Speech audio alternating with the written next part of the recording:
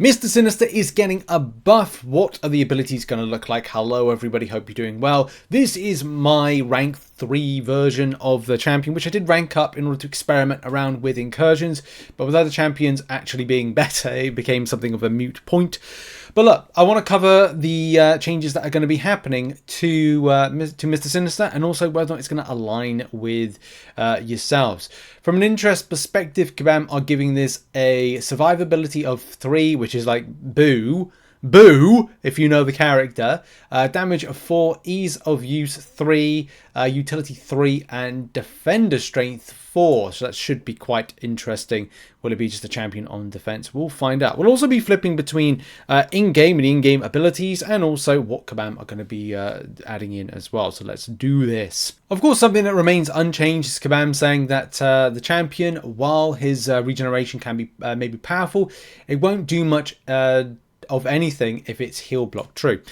Something also I want to point out is the reflection. So Kabam are also saying about the damage over time effects back at the opponent to turn them into degeneration. If anyone remembers when this character was first released, it was able to do extensive damage. If you had Liquid Courage Double Edge Masteries on, you're able to do an SP1 and reflect that extent of damage back at the enemy. And to be honest, you were just one-shotting. There's probably video content somewhere of that one on my channel, many other channels as well. So it's pretty exciting. It was pretty exciting at the time, but then Kabam nerfed it. So the champion. So the champion retains the immune to taunt and reverse controls. He also reduces the potency of incoming bleed effects by 100%. This is something I don't think is in game. I had a quick scan through and I couldn't see anything that says like reduction for bleed effects, so I guess it's part and parcel of something new, which is good. Maybe I haven't found that right or read it right, but it looks like it. Telling your powers allow him to block unblockable special attacks. That I think is part and parcel of the champion. It is. And also wild time blocks grant a bull walk passive, increasing block proficiency by 250 for 10 seconds, which is handy for incursions. I don't think it's something in game. I think it's a part of like a passive ability. It's not there. And also from other things, yeah, I'm not seeing it any kind of way. But this is good. The further you get into likes of incursions, you make him a bit more tankier. Which is good, because you'll have to well-time block quite a bit because the rotation may be get degen, throw degen on, keep degen paused with heavy attack charging, because you might be like, oh, well, I've picked up that proud degen, or I've picked up the other one, the other type of degen, which I can't remember what it was, but essentially you're just doing a parry heavy, or you're knocking down and through an SP1. And this is something new and spicy. Whenever a skill champion purifies a debuff, reduce the ability accuracy of their purify abilities by 25% up to minus 100%. Really handy against Baron Zemo, Chilth,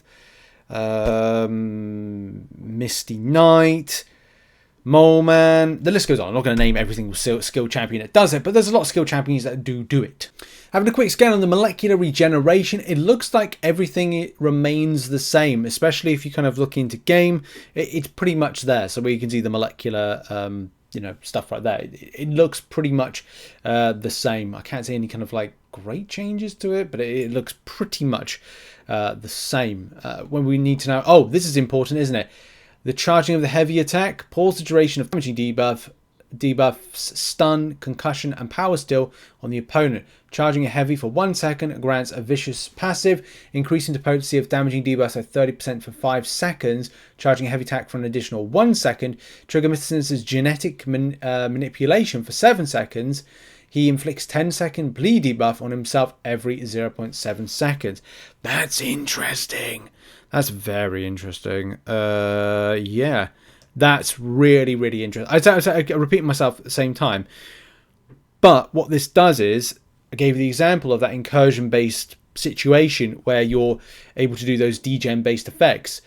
You're increasing the damage of them and you're holding it, which I tell you what, if this champion is good for incursions, he could be really, really good. I mean, good in general, but those debuff effects, damaging debuff, could do a lot more, especially because now you get, by charging, a precision buff, not a vicious, and also you don't apply anything like a bleed. Well, the bleed will be applied, I think it's bleed you applied to yourself. Inflicts himself with non-stacking 0 potency bleed dealing bleed debuff ability, even if his attack is blocked or avoided. So the degen, converting them into No. So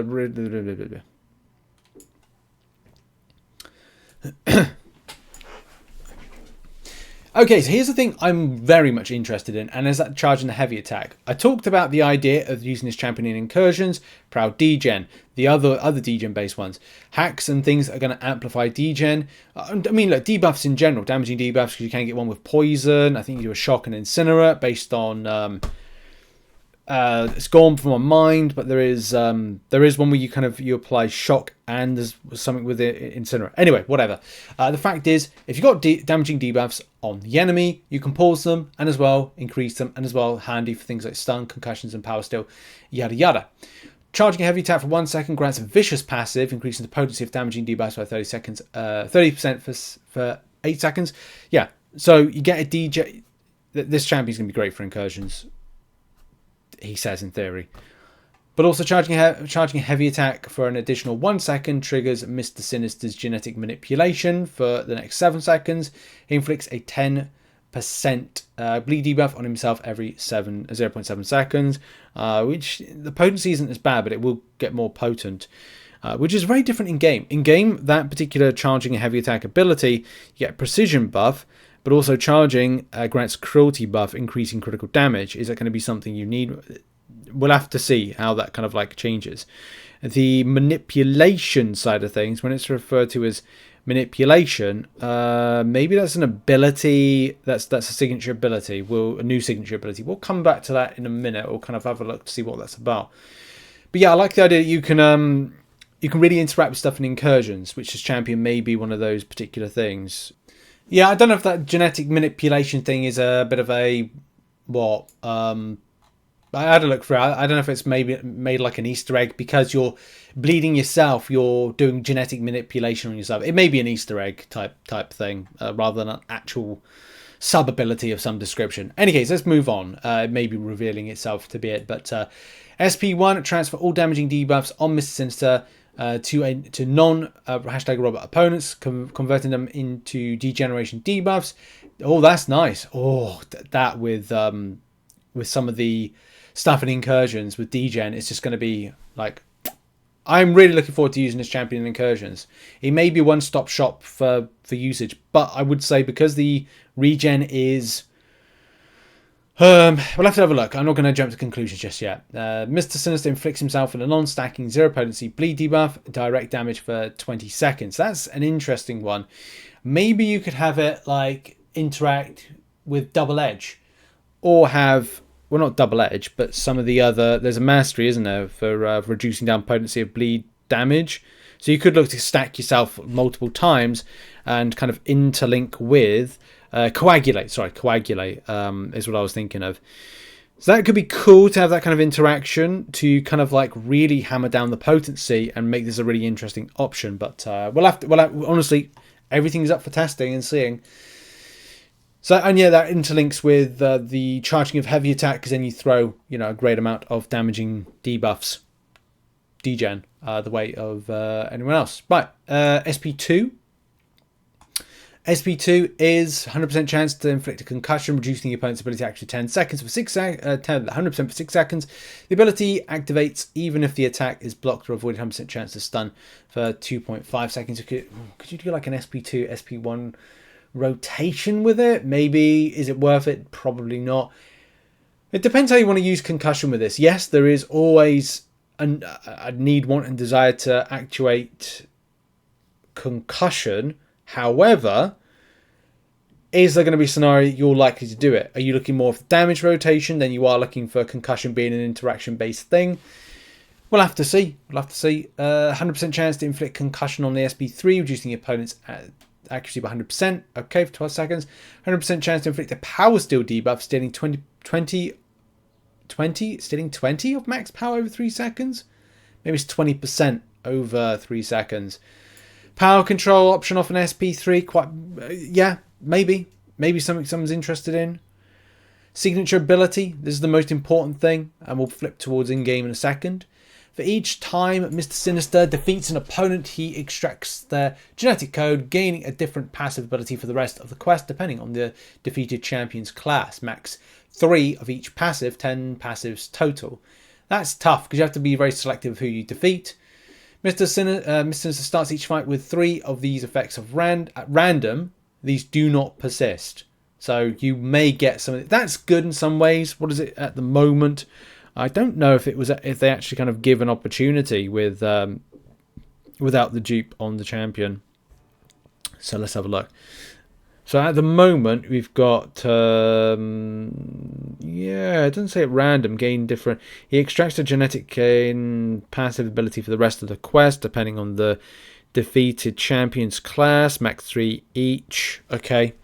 So yeah, it's more like it's helpful because you start each fight with 3 of the effects at random. And you may need them, to be honest. You may need them. What do you get? If you go against mutants, prowess by 30%, that's a 90% increase that you could get, max you could get. Or you could get skill, which is precision, critical rate by upwards of 1,600 to 700.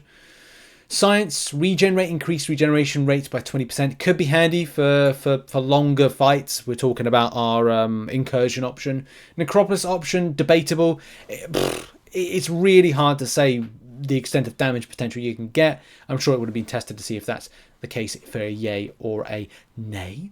Mystic combat power rate, increased power rate by 20%. Handy for rotation if you're looking to do your SP1s quickly, but do bear in mind incursions, you're getting power improvements and things depending on certain hacks you pick up. I think one of the main ones will be trying to do more fury damage, which increase attack rating by 1,549. And Kabam say Sinister now starts with 3 random charges of a signature ability. This should help him a ton in content where he can't ramp, or to help him start the ramp. Oh, yeah, going to be very important for... yeah, I don't know if I see him as a Necropolis option. Mainly as I'd like to get that signature ability working. But you would have to have 10 fights, number 1. Sort of possible with Necropolis. But you will have to have the extent of fights where he finishes them off to then grab. So you have to use him as a main. Or use him as a clearer. So yes and no. Like he now will be an option for the end boss. So like Grandmaster. It's a tough one, isn't it? Because then you have to think to yourself, is this going to be the main? Or is this going to be a helping champion out? But you won't be able to use him with a signature ability against the Grandmaster. Well, except for those 3 random buffs. But you have to then say they'll randomly appear each time. So, look, it's an option. I'm not disputing it. It's just a case of finding this champion's use for one fight, many fights, or some fights. Which, again, is down to a personal preference. And also mastery set up around him, which I think is very important as well.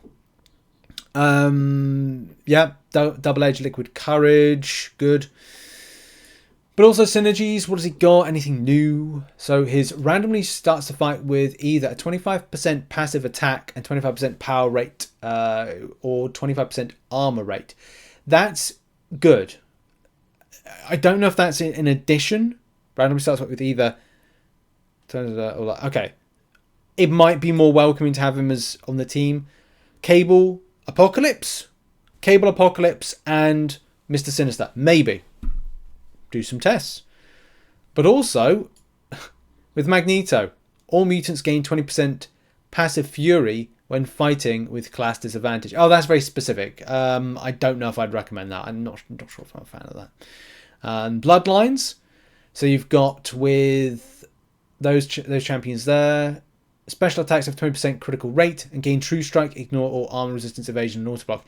That's a handy utility synergy right there. That could come in handy. However, though, that's annoying because that could be really good for incursions, depending on the enemies you go up against. Yeah, but it's on special attacks as well.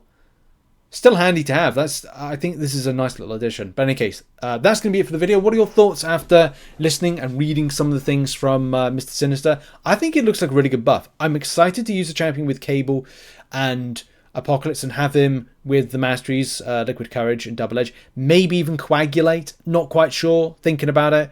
Maybe test without and then go with. We'll have to see. Thanks for watching. Check out some other content and I'll see you in the next video. Bye-bye for now.